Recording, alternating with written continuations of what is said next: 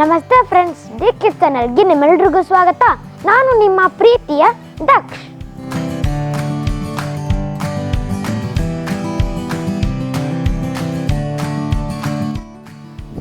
ಯುಗ ಯುಗಾದಿ ಕಳೆದರೂ ಯುಗಾದಿ ಮರಳಿ ಬರುತ್ತಿದೆ. ಹೊಸ ವರುಷಕ್ಕೆ ಹೊಸ ಹರುಷವ ಹೊಸತು ಹೊಸತು ತರುತ್ತಿದೆ, ಹೊಸತು ಹೊಸತು ತರುತ್ತಿದೆ. ಓ, ಯುಗಾದಿ ಎಲ್ಲ ಮುಗ್ದೋಯ್ತಾರಪ್ಪ. ಶ್ರಾವಣ ಬಂತು ಕಾಡಿಗೆ, ಬಂತು ನಾಡಿಗೆ, ಬಂತು ಬೀಡಿಗೆ, ಬಂತು ಶ್ರಾವಣ. ಏನಪ್ಪ ನಾನು ಇಂತಹ ಹಾಡುಗಳನ್ನು ಹೇಳ್ತಿದ್ದೀನಿ ಅನ್ಕೊಂಡ್ರ?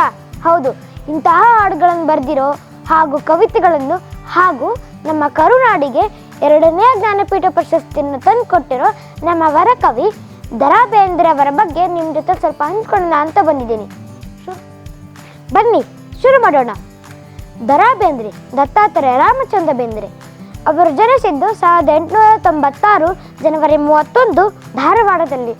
ಅವರ ತಂದೆ ರಾಮಚಂದ್ರ ಭಟ್ ಹಾಗೂ ತಾಯಿ ಅಂಬವ್ವ. ಅವರ ಕಾವ್ಯನಾಮ ಅಂಬಿಕಾತನಯ ದತ್ತ. ಅವರು ತಮ್ಮ 12ನೇ ವಯಸ್ಸಿನಲ್ಲಿ ತಮ್ಮ ತಂದೆ ಕಳೆದುಕೊಂಡ್ರು. ಎಂಥ ವಿಪರ್ಯಾಸ ಅಲ್ವಾ ಫ್ರೆಂಡ್ಸ್? ಅಂತ ನೋವಲ್ಲೂ ಅವರು 1913ರಲ್ಲಿ ಮೆಟ್ರಿಕ್ಯುಲೇಷನ್ ಮುಗಿಸಿ ಬಳಿಕ ತಮ್ಮ ಚಿಕ್ಕಪ್ಪನವರ ಸಹಾಯದಿಂದ ಅವರು ಪುಣೆಯಲ್ಲಿ 1918ರಲ್ಲಿ BA ಪದವಿ ಗಳಿಸಿದರು. ಅವರು ಹಿಡಿದಿದ್ದು ಅಧ್ಯಾಪಕ ವೃತ್ತಿ. ನಂತರ ಅವರು MA ಪದವಿ ಗಳಿಸಿ ಪ್ರಾಧ್ಯಾಪಕರೂ ಆದರು. ಒಂದು ಅದ್ಭುತ ವಿಷಯ ಏನಂದರೆ ಫ್ರೆಂಡ್ಸ್, ಬೇಂದ್ರವರ ಮಾತೃಭಾಷೆ ಮರಾಠಿ, ಆದರೆ ಅವರು ಸೇವೆ ಸಲ್ಲಿಸಿದ್ದು ನಮ್ಮ ಕನ್ನಡಕ್ಕೆ. ಈಗ ಬೇಂದ್ರವರ ಕುಟುಂಬದವರ ಬಗ್ಗೆ ತಿಳ್ಕೊಳ್ಳೋಣ ಫ್ರೆಂಡ್ಸ್. ಅವರು 1919ರಲ್ಲಿ ಲಕ್ಷ್ಮೀಬಾಯಿಯನ್ನು ವಿವಾಹವಾದರು. ಅವರ ಪ್ರಥಮ ಕಾವ್ಯ ಸಂಕಲನ ಕೃಷ್ಣಕುಮಾರಿಯು ಆಗಲೇ ಪ್ರಕಟಿಸಲ್ಪಟ್ಟಿತು.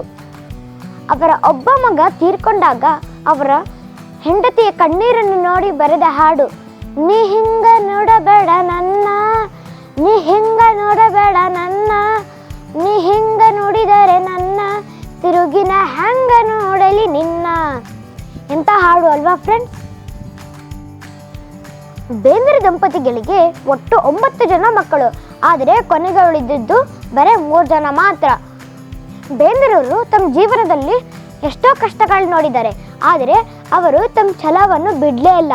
ಅದಕ್ಕೆ ಅವರು ಒಂದು ಮಾತು ಹೇಳಿದ್ದಾರೆ, ಬೇಂದ್ರೆ ಆಗ್ತಾನೆ ಅಂತ. ಬೇಂದ್ರವರು ಎಷ್ಟು ನೋವು ಅನುಭವಿಸಿದ್ದಾರೆ ಅಂದರೆ ಫ್ರೆಂಡ್ಸ್, ಅವರು ನರಬಲಿ ಅಂತ ಒಂದು ಕವನ ಸಂಕಲನ ಬರೆದಿದ್ದಾರೆ. ಅದು ಸರ್ಕಾರದ ವಿರುದ್ಧ ಇದೆ ಅಂತ ಸರ್ಕಾರ ಅವರನ್ನು ಬೆಳಗಾವಿಯ ಹಿಂಡಲಿಗ ಜೈಲಿಗೆ ಹಾಕಿದ್ರು. ಪಾಪ ಅಲ್ವಾ ಫ್ರೆಂಡ್ಸ್? ಇದರಿಂದ ಕಲಿಯೋದೇನಪ್ಪ ಅಂದರೆ ಫ್ರೆಂಡ್ಸ್, ನಾವು ಎಷ್ಟೇ ಕಷ್ಟದಲ್ಲಿದ್ರೂ ನಾವು ನಮ್ಮ ಛಲವನ್ನು ಬಿಡಲೇಬಾರ್ದು.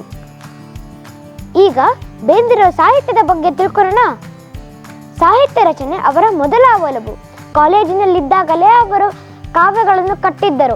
ಅವರ ಮೊದಲ ಕವನ ಸಂಕಲನ ಪ್ರಭಾತ ಎಂಬ ಪತ್ರಿಕೆಯಲ್ಲಿ ಪ್ರಕಟವಾಯಿತು. ಗರಿ, ಕಾಮಕಸ್ತೂರಿ, ಸೂರ್ಯಪಾನ, ನಾಲ್ಕು ತಂತಿ, ಇನ್ನು ಹಲವಾರು ಕೃತಿಗಳನ್ನು ನಮ್ಮ ಬೇಂದ್ರವರು ಬರೆದಿದ್ದಾರೆ. ನಮ್ಮಂಥ ಪುಟ್ಟ ಮಕ್ಕಳಿಗೋಸ್ಕರ ಅನೇಕ ಕಥೆಗಳು, ಕೃತಿಗಳನ್ನು ಬರೆದಿದ್ದಾರೆ. ಅದರಲ್ಲಿ ಪಾತರ ಗೀತಿ ಪಕ್ಕ ನೋಡಿದೇನೆ ಅಕ್ಕ, ಇಂಥ ಪದ್ಯ ಅಲ್ವಾ ಫ್ರೆಂಡ್ಸ್? ಅಷ್ಟೇ ಅಲ್ಲ, ಮಕ್ಕಳು ಬೇಂದ್ರವರನ್ನು ಧಾರವಾಡದ ಅಜ್ಜ ಅಂತಲೂ ಕರೀತಿದ್ರು. ಅವರು ಕನ್ನಡದಲ್ಲಷ್ಟೇ ಅಲ್ಲ, ಮರಾಠಿಯಲ್ಲೂ ಅನೇಕ ಕೃತಿಗಳನ್ನು ಬರೆದಿದ್ದಾರೆ. ಬನ್ನಿ ಈಗ ಬೇಂದ್ರವರ ಪ್ರಶಸ್ತಿಗಳ ಬಗ್ಗೆ ತಿಳ್ಕೊಳ್ಳೋಣ. 1968ರಲ್ಲಿ ಪದ್ಮಶ್ರೀ ಪ್ರಶಸ್ತಿ ಹಾಗೂ ಗೌರವ ಡಾಕ್ಟರೇಟ್ ಪ್ರಶಸ್ತಿ. ಮುಖ್ಯವಾಗಿ ಅವರ 4 ತಂತಿ ಕೃತಿಗೆ 1974ರಲ್ಲಿ ಜ್ಞಾನಪೀಠ ಪ್ರಶಸ್ತಿ ಲಭಿಸಿತು. ನೋಡಿ ಫ್ರೆಂಡ್ಸ್, ಎಷ್ಟು ಕಷ್ಟಗಳ ನಡುವೆ ಎಷ್ಟೊಂದು ಸಾಹಿತ್ಯ ರಚನೆ, ಹಲವಾರು ಪ್ರಶಸ್ತಿಗಳು. ಇಂತಹ ಬೇಂದ್ರೆ ನಮ್ಮನ್ನು ಅಗಲಿದ್ದು 1981 ಅಕ್ಟೋಬರ್ 26. ಬೇಂದ್ರವರ ಸರಳತೆಯ ಬಗ್ಗೆ ತಿಳ್ಕೋಬೇಕು ಅಂದರೆ ನಾನು ನಿಮಗೆ ಅವರ ಒಂದು ಕಥೆಯನ್ನು ಹೇಳ್ತೀನಿ, ಕೇಳಿ. ಈ ಕಥೆ ಏನಪ್ಪ ಅಂದರೆ, ಒಂದು ಕೆಟ್ಟ ಬಿಸಿಲಲ್ಲಿ ಬೇಂದ್ರೆ ಹೋಗ್ತಾ ಇದ್ದಾಗ ಅವರ ಚಪ್ಪಲಿ ಕಿತ್ಕೊಂಡೋಗತ್ತೆ. ಆಗ ಅಲ್ಲೇ ಇರೋ ಒಬ್ಬ ಚಮ್ಮಾರನ ಹತ್ರ ಹೋಗ್ತಾರೆ. ಏನೋ ತಮ್ಮ, ನನ್ನ ಚಪ್ಪಲಿ ಕಿತ್ತೋಗಿದೆ, ಸ್ವಲ್ಪ ಮಾಡಿಕೊಡ್ತೀಯಾ ಅಂತ ಕೇಳ್ತಾರೆ. ಆಯ್ತು ಬುದ್ಧಿ, ಅದಕ್ಕೇನಂತೆ ಅಂತ ಇಸ್ಕೊಂತಾನೆ. ಆಗ ಚಮ್ಮಾರ ಅವನ ಹತ್ರ ಇರೋ ಬೇರೆ ಚಪ್ಪಲಿಯನ್ನು ಬೇಂದ್ರವರಿಗೆ ಹಾಕ್ಕೊಳ್ರಿ ಅಂತ ಕೊಡ್ತಾನೆ. ಆಗ ಬೇಂದ್ರವರು ಇದ್ಯಾಕೋ ತಮ್ಮ ಅಂತ ಕೇಳ್ತಾರೆ.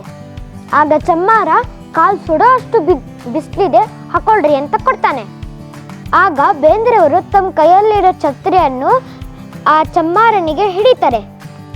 ಆಗ ಚಮ್ಮಾರ, ಏನ್ ಬುದ್ಧಿ, ಹೀಗ್ಯಾಕೆ ಮಾಡ್ತಿದ್ದೀರಾ ಅಂತ ಕೇಳ್ತಾನೆ.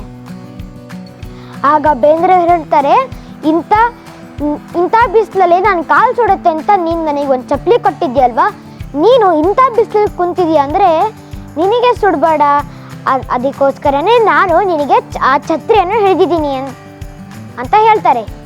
ಎಂಥ ಸರಳತೆ ಅಲ್ವಾ ಫ್ರೆಂಡ್ಸ್? ನಾನು ಬೇಂದ್ರವರ ಬಗ್ಗೆ ಸ್ವಲ್ಪನಾದರೂ ಇನ್ಫಾರ್ಮೇಷನ್ ಕೊಟ್ಟಿದ್ದೀನಿ ಅನ್ಕೊತೀನಿ. ನಿಮಗೆ ಈ ವಿಡಿಯೋ ಇಷ್ಟ ಆಯಿತು ಅಂದರೆ ಲೈಕ್ ಮಾಡಿ, ಸಬ್ಸ್ಕ್ರೈಬ್ ಮಾಡಿ ಹಾಗೂ ನನಗೆ ಇನ್ನಷ್ಟು ಕವಿಗಳ ಬಗ್ಗೆ ಹೇಳಲು ಪ್ರೋತ್ಸಾಹಿಸಿ. Thank you for watching. Don't forget to subscribe. Your loving Daksha.